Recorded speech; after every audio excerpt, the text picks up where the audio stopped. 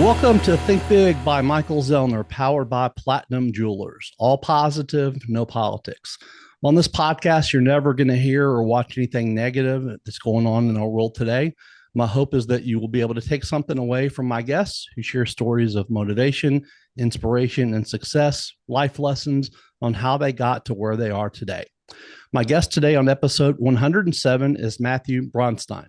Matthew is the executive director of the Institute of Interpersonal Hypnotherapy, which was founded in 2006. He graduated from the University of Florida in 1994 with a degree in religion and philosophy. Matthew is the president of the International Association of Interpersonal Hypnotherapists, CEO of Anahat Education Group, and a founding member of the online Monastery. He is also a publisher and an author. Matthew, welcome to the show. Thanks, Michael. Appreciate you having me on. My pleasure. Tell us something interesting about yourself that most people don't know.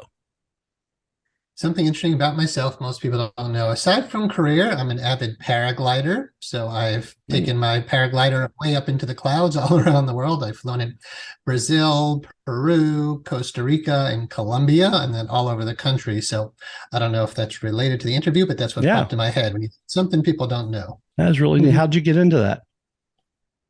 Well, on the career side of things, I semi-retired when I was about 42 years old, which was about 8 years ago or so. We were at the top of a skyscraper. So our company had gotten as pretty much, not necessarily as financially as big as could be because there's no limit there, but we kind of, made it to the top of our game.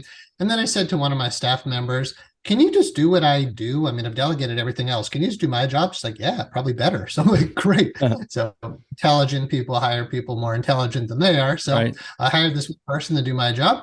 And I just started traveling the country. And when I made it out to Utah, I saw some guys flying off of a mountain, just thermaling, in the hot air rising up above a hot springs. I'm like, I have to do that. I've pushed myself as far as I can, like your theme, dream big. And so, one of the things I decided to do is I want to be an advanced paragliding pilot. And I got to do that. So I saw it and I just said, I have to try that. And when I saw somebody run off of a mountain for the first time, I said, I want to have that level of confidence. I want to be able to just run off a mountain and fly up into the clouds. So it's not what I usually talk about in podcast interviews, but since that's really cool. That's awesome. That's a great story. When you were at the University of Florida, originally you didn't start out with a major in religion and philosophy. You were on a different course in life at the time. What did you start off studying at first, and what led to the change?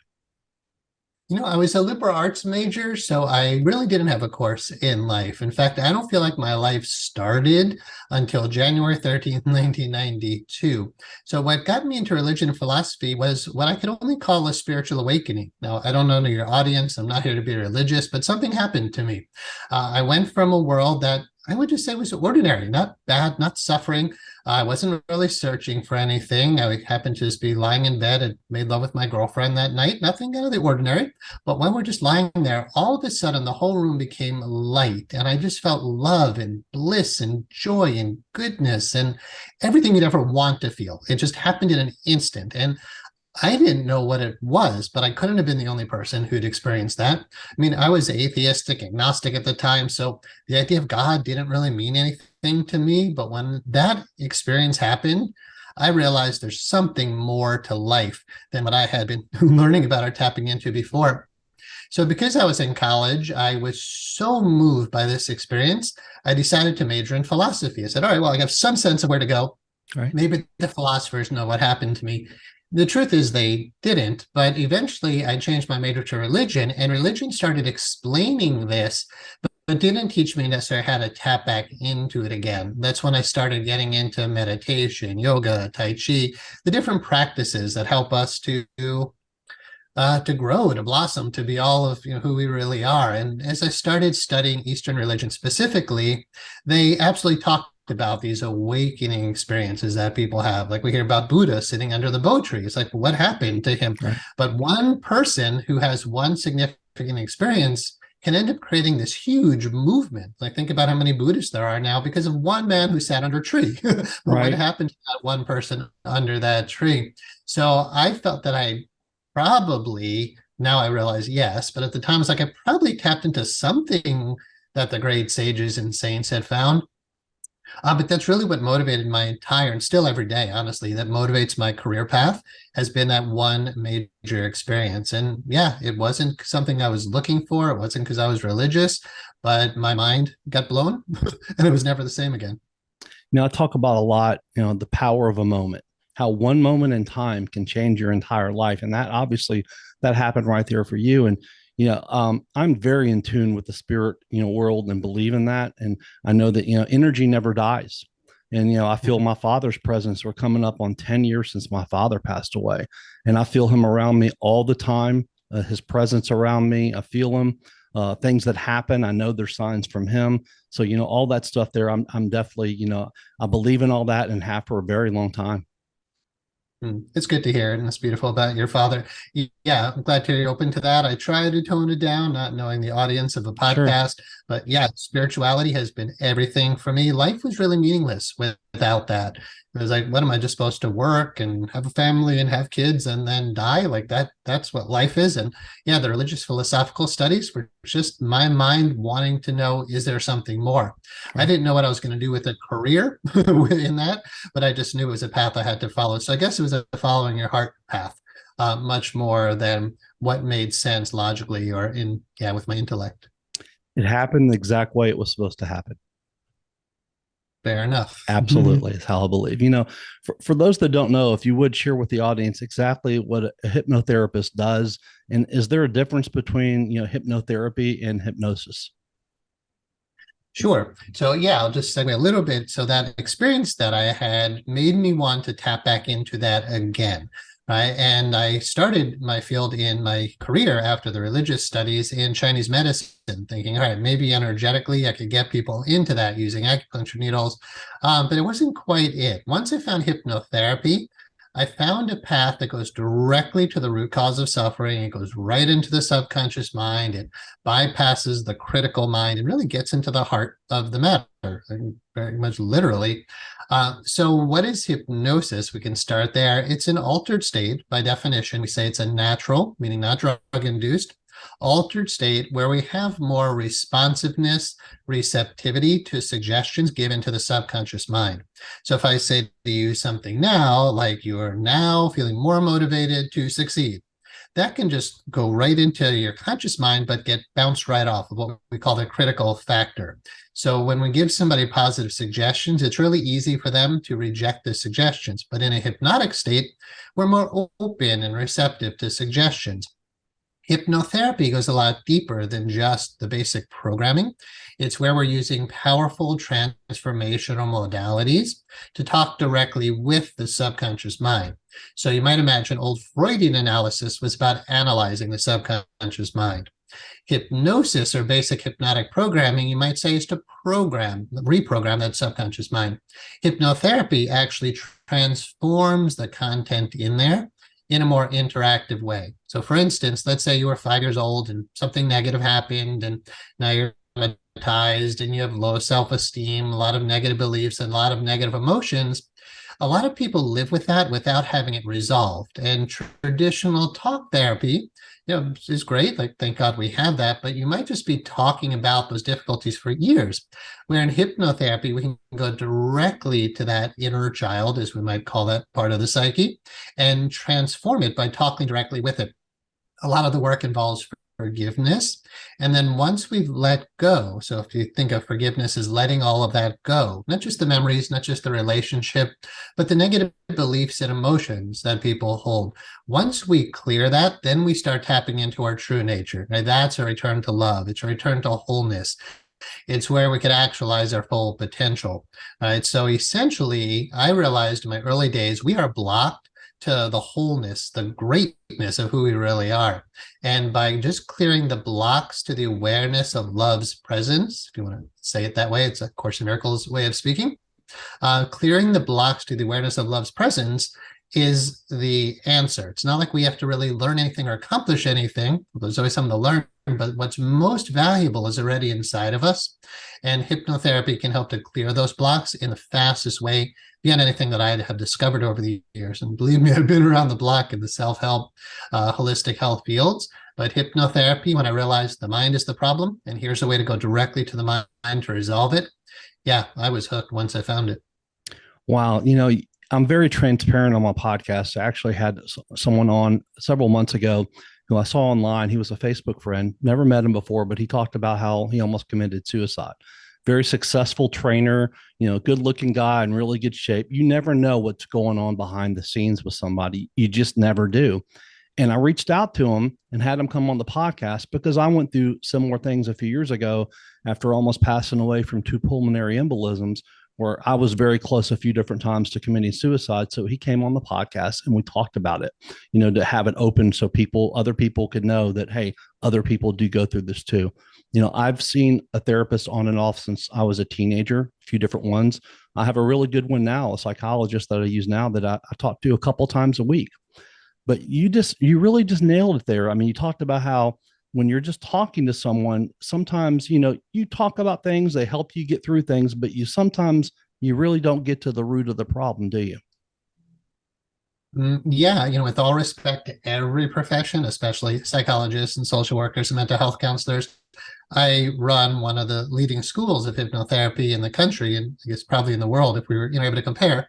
And I have a lot of psychologists, social workers, mental health counselors who go through my training. I've had a lot of psychologists who are my clients, and I said, like, why do you come to me? Why do you refer to me? And the simple answer is, we're not trained in the techniques that you are, but they're more than intelligent, capable enough. It's just when you go through a unit, it's like I could have at university become a psychologist instead of religion and philosophy.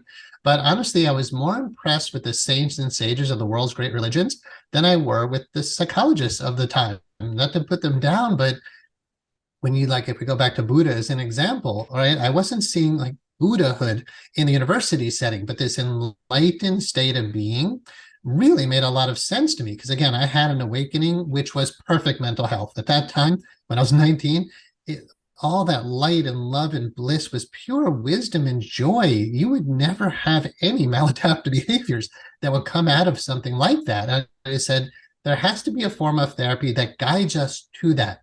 But in the university setting, you have to be scientific. It's definitely a diagnostic type of model. It can't be spiritually based, of course. And then sessions, honestly, are usually rather short. You usually get a 50-minute session with a talk therapist. In the work that I do, I train my students. You give 2-hour sessions and you keep working with the person until you resolve their issue. We're trying to become obsolete in the lives of our clients instead of prolonging, keep seeing me for a few weeks, for years, Sure. and not to make a lot of money off you. It'll help you to some degree. I'm not saying, your therapist doesn't help you, but are we using techniques that get to the absolute root of the issue? If we have a conscious mind and a subconscious mind, the subconscious mind is the seat of all of our emotions. So that's very much our heart. And what the heart feels, the conscious mind is going to talk about. So if my heart is sad, my conscious mind will keep talking about why I'm so sad and what I can do to not be sad. If I go to a therapist, they might hear a lot of those thoughts.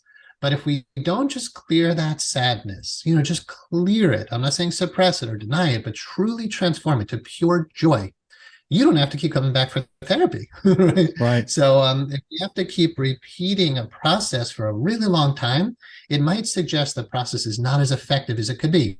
I know it has value because, again, I respect everybody's profession, Sure. but there are just techniques out there. I'll tell you a quick story. I went to a social worker. We were doing an exchange. I was giving her hypnotherapy and she was going to do therapy in me. And I mentioned my issue and I said, okay, now what are we going to do to heal it? She said, well, we're going to talk about it and we're going to just process it. We're going to be with it. And we did for a little while. And I said, okay, but what are we going to do to heal this? And I said to her, I would do this, I would do this, I would do this, I would do this. When she still couldn't give me an answer, I said, I would, if I was my client, I would do this, this, this, this. She said, Matthew, it really hurt the first time that you said it. I'm just not trained in those techniques. And I didn't mean to hurt her. And again, I never want to make somebody feel bad about their attempt to help. But there's just certain techniques, if you're not trained in, you just don't know what you don't know. And you can be prolonging somebody's suffering out of just not having the best tools in your bag of tricks. Wow.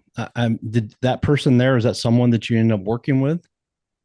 No, I never went back to her. It was, I think, really humbling for her to realize that all she could do is basically do active listening, reflect back what I said, ask questions. When I have therapists like that who go through my hypnotherapy training and we supervise them, they ask a lot of questions. But the questions don't necessarily lead anywhere. In hypnotherapy, it's client-centered work. So I just want to get to the heart of the matter, and there are techniques to get there. If we're using an intellectual, analytical questioning style, it's usually based on the therapist's point of view or their own agenda. Like if we're talking about your theme, think big. I might say, oh, where's Shelby? On that license plate I'm seeing there. Maybe that's not what you want to talk about, right? But if it's a question I ask, it could be totally off base. So in hypnotherapy, we make it all about you. We go right to the very heart, your subconscious mind, of what's bothering you. And once that's cleared, so basically, that's the answer, is just clear those blocks. This therapist, not saying all therapists, but this therapist had no idea how to do that type of work. And I've known how to do that kind of work since my early 20s. So yeah, honestly, I wasn't impressed. I've attempted to go under hypnosis a few different times with therapists over in my life. And I feel like that I was still aware of what was going on. I felt like, I didn't really get hypnotized. And so I've had that stigma in myself that says, yeah, there's no way I could be hypnotized. But that's not true, is it? There are certain ways to be able to hypnotize anyone, right? Yeah, it's not true that you can't be hypnotized. So one thing we say is we try not to use the word under when you talk about hypnosis, because it implies this pejorative model, which was there in the since the 1700s, where there's a model of a stronger soul has power over a weaker soul. It's just terrible language in and of itself. But it's the idea that I hypnotize you, and there must be something wrong with you or something wrong with me if we can't get you under. But we rather would say you go into your own natural yet altered state of mind, which you go into all the time anyway. When you're falling asleep at night, you're like half awake, half asleep, or if you're daydreaming, or you're driving down the road and you pass your exit. Those are all examples of altered states. So part of it, when someone says I can't be hypnotized, is to realize actually do enter into altered states frequently. But then what do you mean by hypnosis? When you say I wasn't hypnotized, well, were you clucking like a chicken? No, is that what you expected? Right. So were you unconscious? No. Were you out of control? No. So part of it is educating the client about what to expect, because there was a chance you could have been in hypnosis according to a professional level of understanding, but it wasn't necessarily what you expected. Also, it's important to look at the training of the hypnotherapists, because for my students, I tell them there are no poor clients, only poorly trained hypnotherapists. And the truth is, this profession has really low standards. There's some people, especially in the mental health fields, their level of training for hypnotherapy is usually, according to like state requirements, 40 to 50 hours of training. That's essentially 2 weekends, right? How could you engage in such a high level modality with only 40 to 50 hours of training? So you really have to look at, was it your fault, or was it the practitioner who actually didn't know how to educate you properly and get you into the state properly? I could obviously go on and on about this for hours, but I would say, simply stated, if you work with a very well qualified person, they'll get you into the state required to help you to reach your goals. You might not be at the deepest level of hypnosis where we can have all these really cool phenomena happen, but to get you to transform your life, light to medium hypnotic states are perfectly fine. I'd also add the subconscious mind, which is, the essence of our work, is the emotional mind. And that means people have to be willing to open up to some degree emotionally. That means you have to have a good rapport and a feeling of safety with the practitioner you're working with. So the relationship is really important, right? Like you might say, well, if I don't feel so comfortable with you, okay, what doesn't mean you're not hypnotizable. It just means maybe I'm not the right fit for you. But once you find the right fit, you feel safe, the person has enough training, they get you into the required state to make positive change. I would say at least 90% of the population can access that. The 10% who have trouble with that, we even have techniques to help them to transform. I mean, I can't say I can help every single person I would work with, but I would say if you can make a phone call and come into my office or do a Zoom session. I mean, I don't see a lot of clients these days running this school, so I'm not trying to plug my private practice here at all, but I can say if you're able to call me or get in a Zoom meeting with me, I can help you to reach your goals. Maybe it won't be quite as fast as somebody who's far more receptive, but again, it becomes my responsibility. It's like if you go to a car mechanic, he says, oh, well, you're not capable of having your car fixed. it's his responsibility once you Right. get into that garage. Right. Right. So I would take responsibility to say, I'll get you into that state, or at least the necessary state to use the right techniques to help you to reach your goals. So yeah, I wouldn't put it on you at all. 40 to 50 hours, and you're going to be a person that's going to be affecting people's lives. I mean, wow. Well, at least those are people though who at least have mental health credentials. If Right. you go and just want to do like a hypnosis training, you could, because it's such an unregulated profession, you could definitely do a weekend workshop, call yourself a hypnotherapist, and honestly, there's really nobody policing that. My tagline for my institute is raising the standards of hypnotherapy training. We're one of the few state licensed schools in the entire country. We offer a minimum of 500 hours of training to go through the core of our curriculum. And then if you went through everything we're offering, I would say it's probably about 1,500 total hours. It's similar to a medical doctor can practice acupuncture, usually with like 40 hours of training, because they already have the medical credentials. But an acupuncturist has usually about 3,000 hours. So who would you rather see for acupuncture? The medical doctor who has a handful of hours of training, or the acupuncturist who devoted 3 to 4 years of training? So in hypnotherapy, we're not quite at 3,000 hours yet, but our school, again, we're pushing the envelope to be getting into the thousands of hours of level training because, yeah, it's a powerful, profound technique. Part of the reason why it's not all that regulated is because it doesn't cause harm, right? You really can't cause harm using hypnosis. It's a relaxed state. We're giving positive suggestions. So we don't need a highly regulated profession. But what that does is it lets people just, create a website, say, come a hypnotist with me, and we'll do it over a weekend.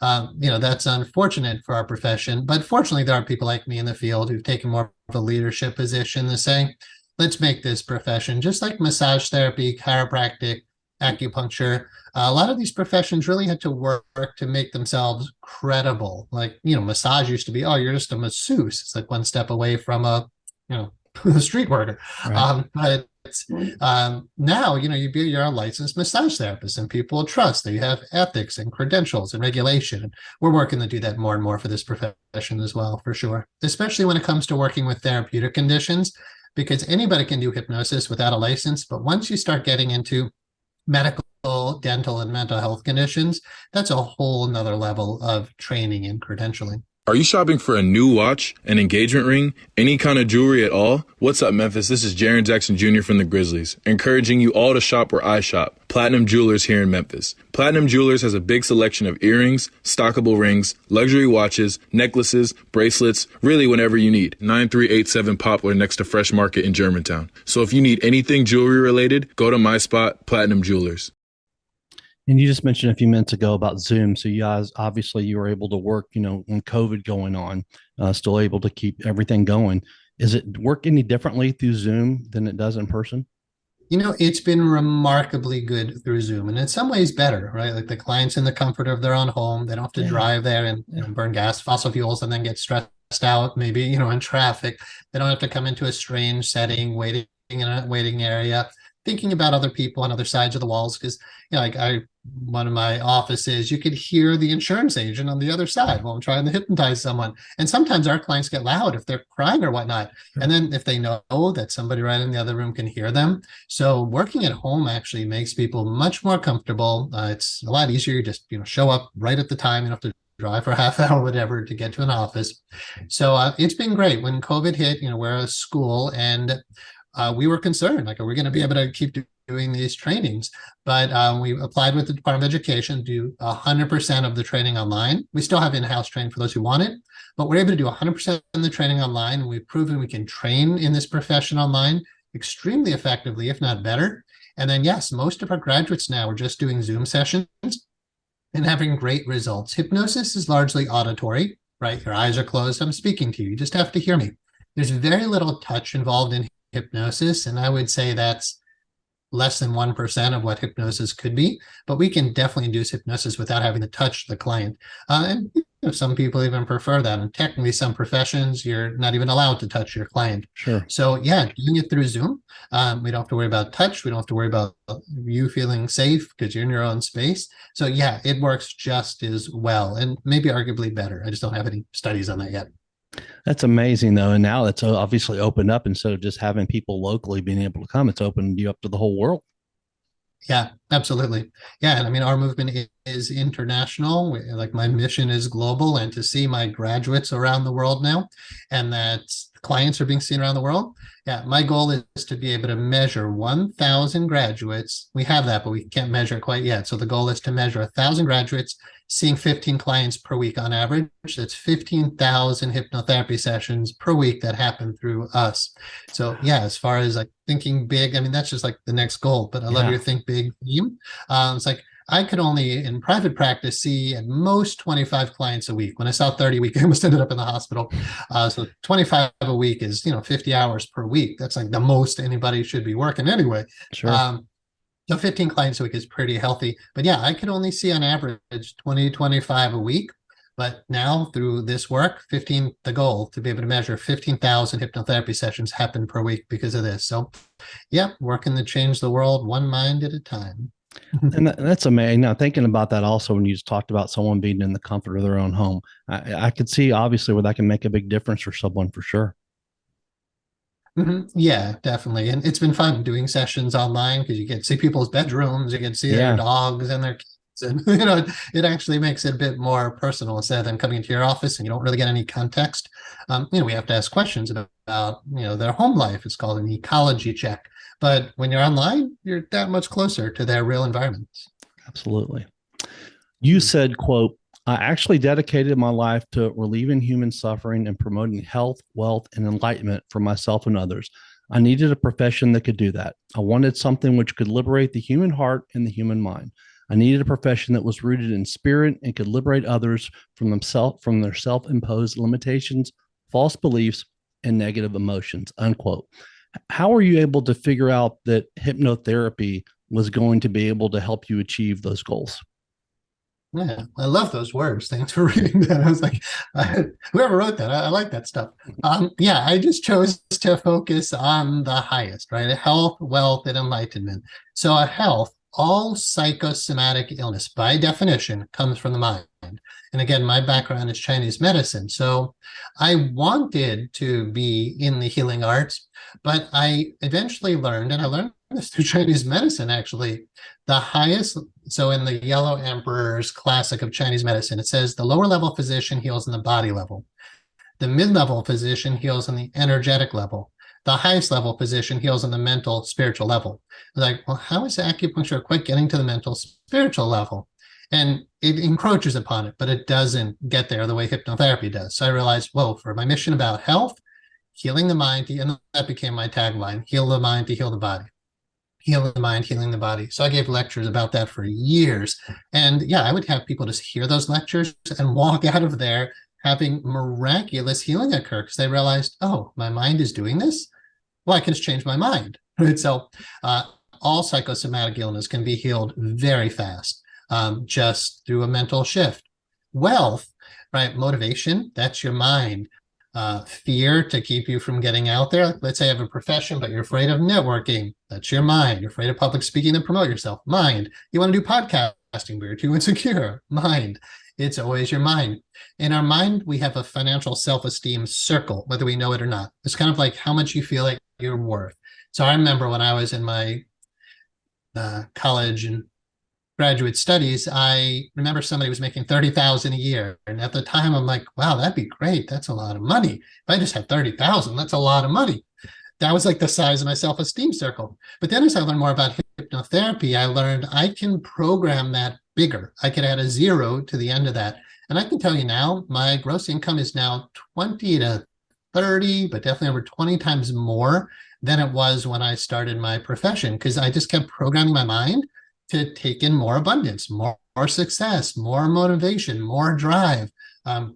And not just like more money, more, because, where's the more money thing where that never ends, but help more people. And the more people you help, the money just follows. So my mind proved I've just realized that mind is the essence of financial success, health, wealth, and then enlightenment.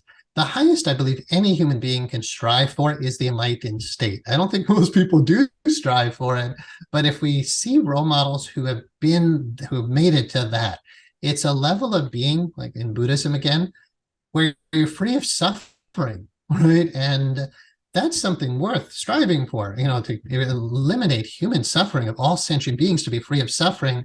If you study the great wisdom traditions about how did they figure out how to do that, like how did Buddha figure out why they're suffering? Like I mentioned, I think to you earlier, Course in Miracles, or yogic philosophy, or even if you get down to like Christian mysticism or Jewish mysticism or any of these branches, they are all pointing to the mind as the problem. They don't say it's your body that's the problem. They don't say it's your soul that's the problem. Most traditions say there's nothing wrong with your spirit, right? And your body isn't causing all of your suffering. And then if you say, oh, it's my emotions, but your emotions, all the sadness and hurt and fear and anger and guilt, that all comes from your mind, right? Like you have a thought that I'm unlovable, you get sad, but it's the thought that caused the emotion. So if you look at all psychosomatic illness, all poverty, and all unenlightenment, the problem is the mind. And once I realized that, again, that was my early 20s, I couldn't, in good faith and integrity, do any other profession unless it pointed to the mind.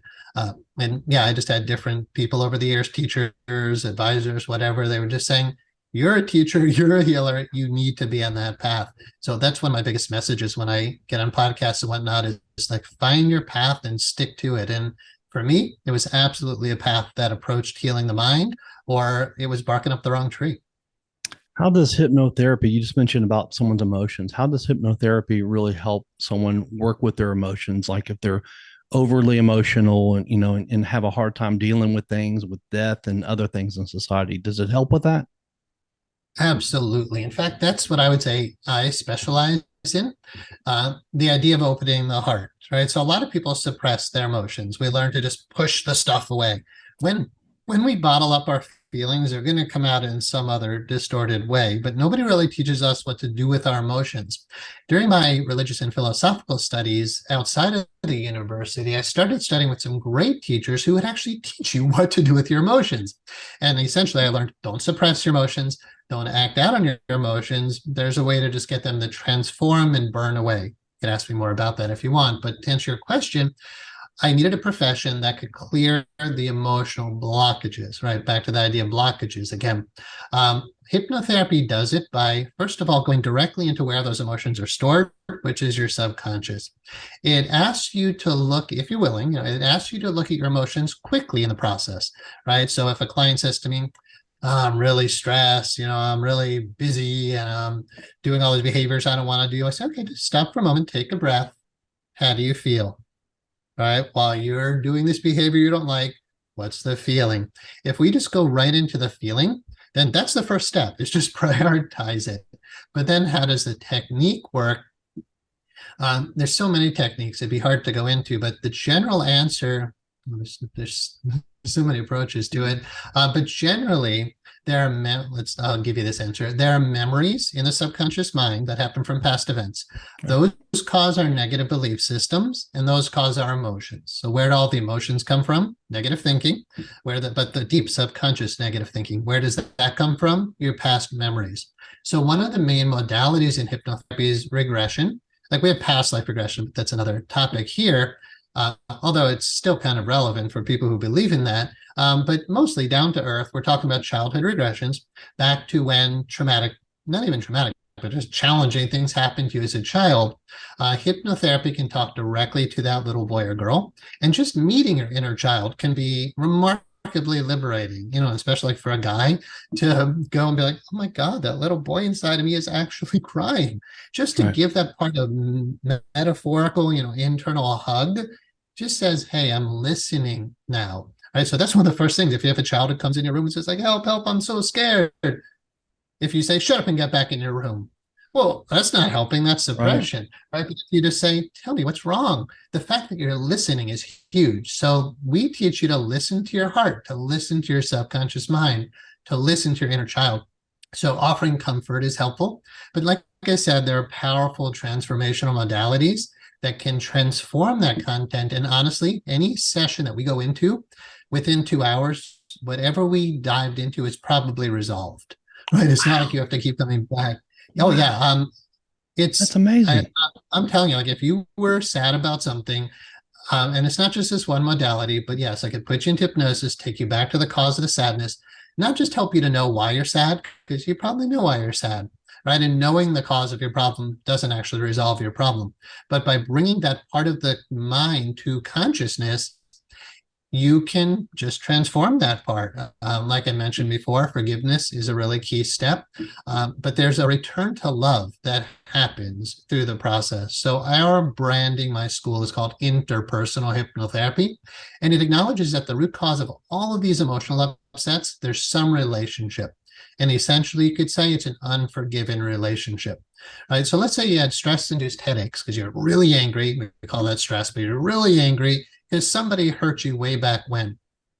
Now, if you're just treating the headaches, you're really not treating anything but a symptom. If you're only dealing with the anger, you're not really dealing with the root cause. But once you start saying, this is some form of unforgiveness in some way, and you know how to get in touch with the deep part of the mind that's holding the unforgiveness, get it to release whatever it was holding, like let's let go of that anger. There's like ways to get that out of your system. Once that's cleared, the person gains deeper understanding, like, oh, I understand why my dad did what he did. Then I guess I really love my dad. Okay, I'm willing to forgive my dad. I can feel compassion for my dad. I'm going to choose to be at peace now. When you end up in a state, you move through your pain and you go into forgiveness and understanding, commonality, meaning we're both human beings doing the best we can do. You can accept what happened. You can return to love and move into a state of compassion. Not only is the heart, the deep inner being, all that content is cleared, but those stress-induced headaches most likely are gone in that session as well. So yeah, it is in the category of the miraculous. Now, I will qualify this by saying who you work with, the credentials do matter when we talk about therapeutic and non-therapeutic levels of hypnosis. So that's an important part of any of these discussions, but generally that is how the modality can work. I'm sure you've had people that have come to you and come to your courses, work with you one-on-one that have said, hey, I've worked with therapists for many years. Nothing ever got resolved. They tried to hypnotize me. They weren't able to do it. I don't think you're going to be able to help me, but I'm willing to give it a shot. I'm sure you have situations like that have happened, right? Oh, yeah. Well, quite often we are the last resort. Right. First you go to your doctor. Then, okay, if it's really a mental health issue, you need to go to your therapist. And eventually, and they might try chiropractic and acupuncture, eventually, that was my case. Believe me, I had studied everything out there. And while I was in my second Chinese medical college, I went for a hypnotherapy session for myself, but it was a psychologist who referred me to hypnotherapy. Wow. And then when I had that session, the first session, while I was coming out of hypnosis, there was a voice right in front of my face. It said, you are going to hypnotherapy school. And I said, no, I'm going to be a doctor of mental medicine. It said, no, you're going to hypnotherapy school. So I didn't know the modality existed either. I had no idea how powerful it was. So yeah, quite often we're a last resort. But, honestly, when someone suffered enough, our modality becomes more effective. So not that we want suffering, we're here to reverse that. But if you really suffered enough, you're willing to deal with the root cause rather than just looking for the Band-Aids, right? So if you're like, all right, I'm so sick of these headaches or whatever it is, help me.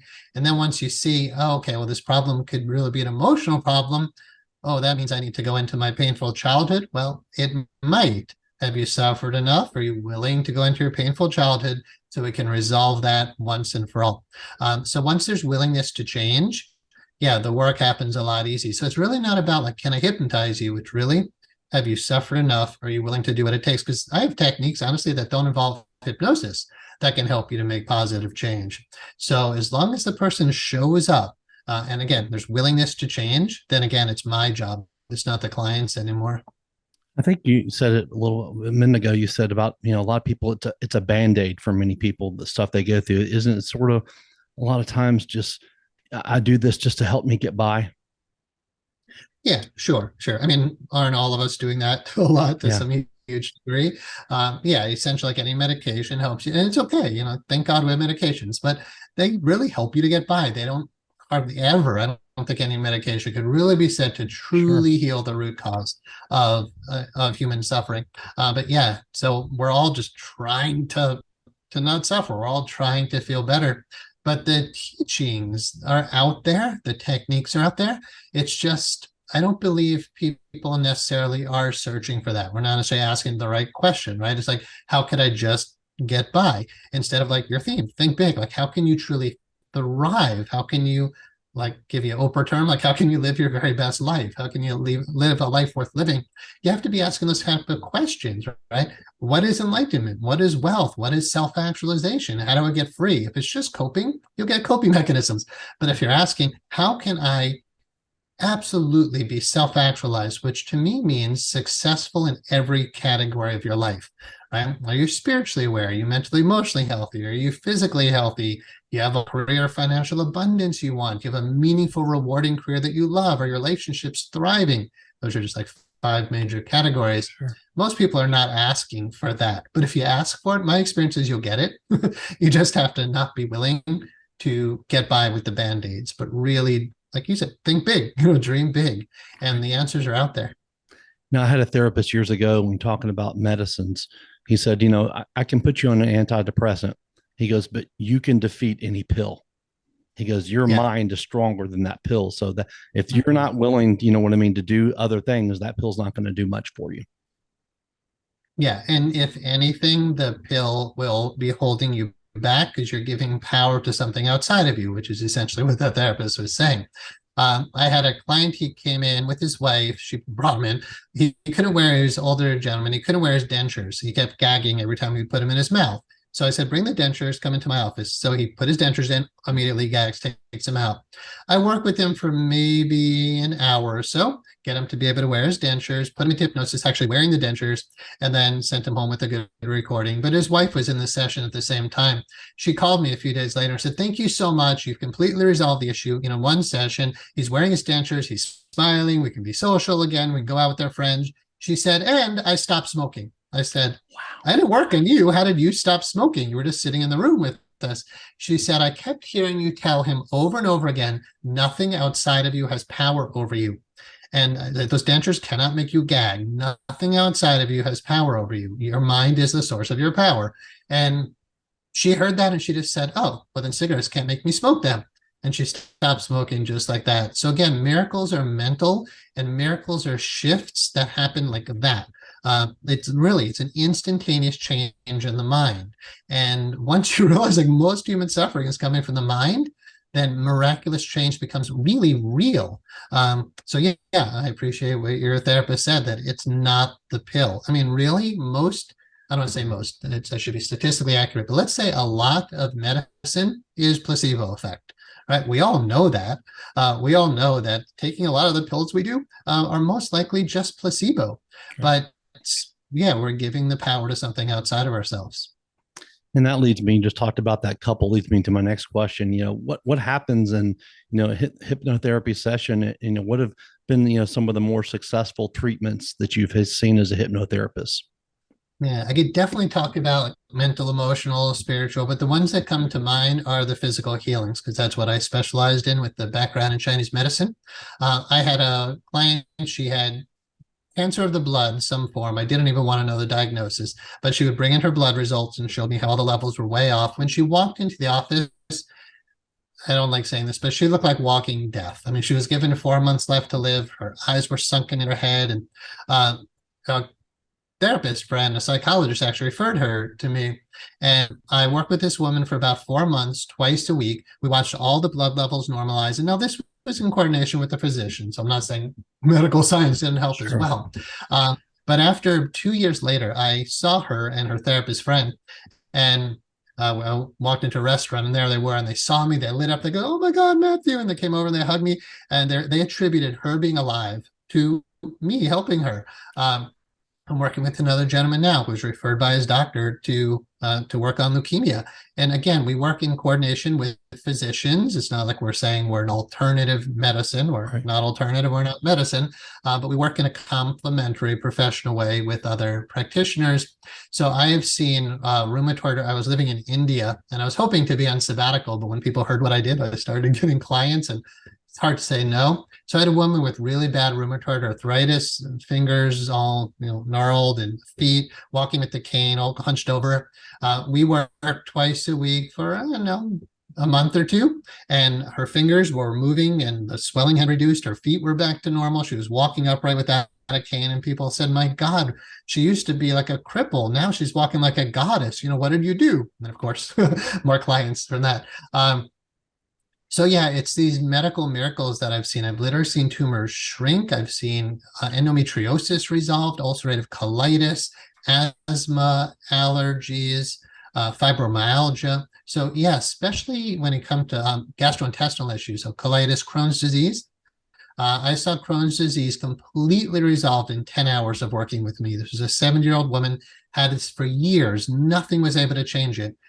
We did 10 hours of work, 5 sessions, and we have this documented. I mean, she's the mother of one of my students. So, over the years, we've heard from him. She never had remission's not even the right word. She just never had her Crohn's disease come back. And again, it was just resolving the mental, emotional issue that was affecting the physiology. So I could go on forever about those stories of healing the mind to heal the body. That's amazing. I mean, I've never heard of something like that. In 10 hours, you were able to just reverse that. Yeah. Yep. Yeah. It couldn't be more true. And yeah, I see it over and over again, but no, it's not as well known. And the truth is, my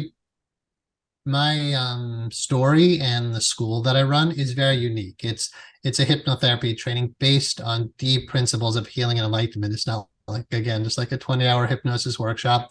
It's Right. based on years of Chinese medical studies and looking at energetic medicine, coordinating with Western physicians. We've had chief medical officers helping the school to become what it is today. So yeah, I sincerely believe we've figured out the science behind miracles, essentially, right? Because miracles happen. You hear about these miraculous faith healings, like you go to those big gatherings and the faith healer taps you on the head. And I mean, some of it, of course, is not really happening. It's all showmanship, whatever, but there are absolutely some people who are healed. And the question is why? On a psychological level, like looking at the mind, why do miracles occur? And I honestly just dedicated my life to studying that and then to finding ways to duplicate it. So not only can I do it, not every time with the client, but quite often, if somebody works with me, we're going to resolve their issue. But now I've got like over 1,000 graduates who know how to do these techniques. And, we still have many, many more years of the school to run in my lifetime. So yeah, a movement that's creating miracles in a way that's duplicable. Yeah, it should be better known. I guess that's why I'm getting in these podcasts Right. more and more. Absolutely. Speaking of those students, you have many satisfied students, and one of them is a woman named Marianne Everett of Gainesville, Florida. She said, quote, "My education at the Florida Institute of Hypnotherapy has far exceeded my expectations of training in this field of healthcare. The focus of in-depth instruction of the most modern, powerful methods available to assist people to reach their goals and resolve inner conflicts was attained. The past 30 years of my life I've dedicated to healing and wellness. My profession expertise includes urological, neurosurgical, orthopedic, and diagnostic nursing, registered dental hygienist, licensed massage therapist, certified nutritional consultant, and now proudly a certified clinical hypnotherapist," unquote. First of all, she must be a superwoman to be able to accomplish that much over 30 years. I mean, wow. Secondly, do you have a lot of students like this that are in other areas of the healthcare industry that decide they want to do hypnotherapy too? Yeah. Thank you for reading that. That's sweet. Yeah, Marianne was in the very first class. We were called the Florida Institute of Hypnotherapy. Now we've changed the name since Right. then to Institute of Interpersonal Hypnotherapy. But yeah, she was in the very first graduating class. Yeah, wonderful woman. But to answer your question, yes, we surveyed our graduates, and we do this every so often. So I think we're in the process of doing it now. But on average, 50% of our students come from the caregiving professions. So we've had doctors, psychologists, psychiatrists, PsyDs, social workers, licensed mental health counselors, chiropractic, acupuncture, massage, nurses for sure. All these professions go through this training and love it as an adjunct to what they're already doing. And so some people quit their day jobs and just become full-time hypnotherapists. But there's another 50% who don't have any prior degrees in any of the caregiving professions. Now, depending on your pre-existing credentials, that might allow you to do more with hypnotherapy. Like a medical doctor could use hypnosis for all medical conditions, wouldn't need to get a referral from another physician. So there's difference between therapeutic and non-therapeutic hypnosis, but generally anybody can practice at least the non-therapeutic side of this. But yeah, I would say 50% of our graduates are in some other caregiving profession. And a lot of that is because they've realized, like we were talking about before, they're lacking vital skill sets. They want to help. And quite often, like I was talking to a doctor of chiropractic today, and he was saying, Matthew, I couldn't agree with you more that while I'm cracking someone's back, I'm aware that there's muscle tension. So we bring in massage therapists to alleviate the muscle tension. But the massage therapists know there's some kind of energetic block going on there. But then they realize, oh, that's just emotional. And they say, well, we better bring in some therapists. But then eventually it all leads back to the mind. And then again, hypnotherapy. So yeah, a lot of these practitioners very humbly have to admit, I've been around the block. I realize that illness does have quite often a mental component into it, and I don't have the skills to help to resolve that level. And it obviously can help them in their field and make their field and what they do even stronger. Oh, absolutely. And if I can influence them to spend more time with their patients, because again, we do 2-hour sessions, Sure. That's beautiful. Hearing that some doctors, not all, try to crank you out in 7 minutes, or a therapist just wants to, be done with you in 50 minutes. You can make more money by seeing more people throughout the day. But in my integrity, when I was seeing clients full time, I tried to reduce it to like an hour and 15 minutes. I couldn't do it. Hour and a half, maybe. But yeah, you give someone 2 hours with the right modalities. And again, like I was saying, like the Crohn's disease thing, in 10 hours, that was gone. But you have to be willing to give them the time. And honestly, not a lot of professions do that. No, and you talk about that. I've mentioned that on a few podcasts before. My father was a podiatrist and practiced for over 40 years, and he had a really good bedside manner. And just like you said, it's not all doctors, but so many of them today do not have a good bedside manner. They especially, I remember when I was years ago going to a dermatologist in the room, the waiting room probably had 50 people in it. You're sitting there for an hour. Then you go back to the room. You wait another hour for the doctor to come in. Then he comes in, spends 5 minutes with you. You're like, oh my gosh, that's all I get because they're trying to crank them out as quick as they possibly can. And I asked my dad years ago, I asked him, why don't you do more surgeries? And he said to me, I can sleep at night. And he said, so many doctors today push people into surgeries that don't need it, and he goes, I've never done that. And his patients loved him because he was genuine. He made them laugh and he made them comfortable all the time. And it makes all the difference in the world. Yeah, it's beautiful. Right. Having your heart in the right place does make all the difference in the world.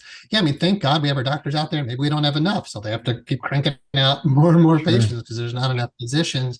My dear mentor, the late, great Mr. Gil Boyms, a real giant in our profession, he called hypnotherapy a therapy for the people. In A Course in Miracles, there's a section on psychotherapy, and it says, is psychotherapy a profession? It says, strictly speaking, no, because how could something that everyone is involved with be its own profession? Right? Meaning like we're all in this together. We heard that with COVID. We're all in it together. Right. We are, and we're causing so much of our own suffering. We are such a destructive species, right? We have 70%, I think, of all animal species now have been wiped out because of us and all the climate change. And we are the problem. When I was in college, I took a class called Social Problems, and the teacher talked about every single problem, existence at the time. And this was almost 30 years ago, so it wasn't even that bad then. And I just kept saying, what's the one common denominator to all these problems? The one common denominator were human beings. And then really comes down to, again, the human mind. So hypnotherapy is a way where we as people can help other people, again, in non-therapeutic ways. When it's like a true mental health condition, go see your psychiatrist. Sure. But you and I, average, healthy, reasonably healthy, functioning people should be help each other to improve our lives. And yeah, that's to me what hypnotherapy is. So thank God for doctors. We talked about paragliding. I broke my wrist paragliding. I didn't go to hypnotherapist. I got surgery. Sure. I have a titanium plated wrist. Thank God for the surgeon. But when it comes to just me being happier every day, me feeling more successful, me being able to thrive in my life, hypnotherapy for sure. And every so often we get those clients where the issue is the physical illness is psychosomatic.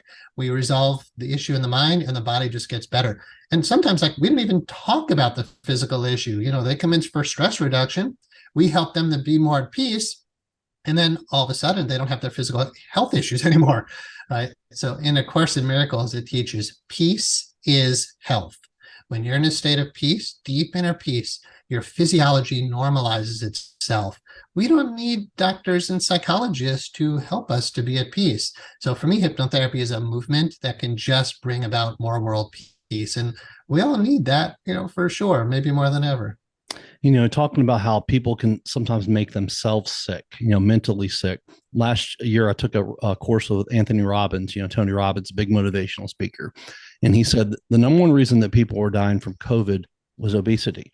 But number two was fear and anxiety and people doing that and the scared and making themselves sick. And that was actually killing a lot of people. It was amazing to hear that. Yeah. What I learned in my early 20s is all roads lead back to the mind, right? So even with that COVID, it became pretty obvious. Don't breathe other people's air. Just stay at home, right? And the solution was if everybody could stay at home for 2 weeks, we wouldn't have COVID. In fact, most of the other communicable diseases would go away too, right? If we just stopped breathing each other's air for 2 weeks. But nobody's at peace enough to just sit still for 2 weeks, right? You told me, who's a avid long-term meditator, oh, just stay home and do nothing. Sure, right? Because if I'm at peace with myself, I don't have to go around and be doing all these things. So yeah, I couldn't agree more with what you said. The obesity part, obviously your mind has something to do with that. And then fear and anxiety, of course, that's the mind. So yeah, all roads lead back to the mind. Matthew, you have over 25,000 hours of hypnotherapy, classroom training, and private practice since you started, over 25 years ago now. What major changes have you seen in the field since that time? Well, definitely the online part of it. When I was seeing clients back in the day, honestly, my first 10 years of private practice from 97 to 2007, I did without a computer and without the internet. So, now we can advertise online, we can do our sessions online. So the internet has changed everything. There's a lot more junk hypnosis trainings out there, I'm sorry to say, because you have the internet, so you can just Google, become a hypnotist and, find some free or 10-hour course. I'm sure that kind of stuff was out there before, but now, there's the consumer really has to filter through a lot of the junk. So on that topic, if somebody's interested in the field of hypnotherapy, be sure the school is state licensed and be sure that they're offering 500 hours or more training. But yeah, generally, there's a lot of junk and there's a lot of good stuff out there now. The internet has changed a lot. What I noticed over the years is people are more open to this. I've been into yoga and meditation since the early 90s. And, at the time, if you said you did yoga, 1 out of 100 were into it. Now everybody and their mother is doing yoga. And even meditation, maybe that's still a little woo-woo, but we hear about mindfulness all the time now, and mindfulness has become mainstream. So a lot of this is becoming more mainstream. I still think hypnotherapy is a long way to go to be in the mainstream category. I still have people saying, oh, I'm religious, I can't do that, or you're going to make me cluck like a chicken. And there's still a lot of myths and misconceptions, but I think we're making a lot of progress. I know people like me who get out there and talk about it are certainly helping to make change in the profession. You started the Florida Institute of Technology back in 2007. You've been able to grow it all over Florida. You have students have graduated from all over the world now. When you first started the school, did you have any idea how well this was going to work and how many people you really were going to be able to help? Maybe because I dream big and I believe I can accomplish what I want to, but I think the most honest answer to that is I'm still amazed that it's still going. Like my staff now, like, you've created a movement. We have like thousands of people out there doing this work, and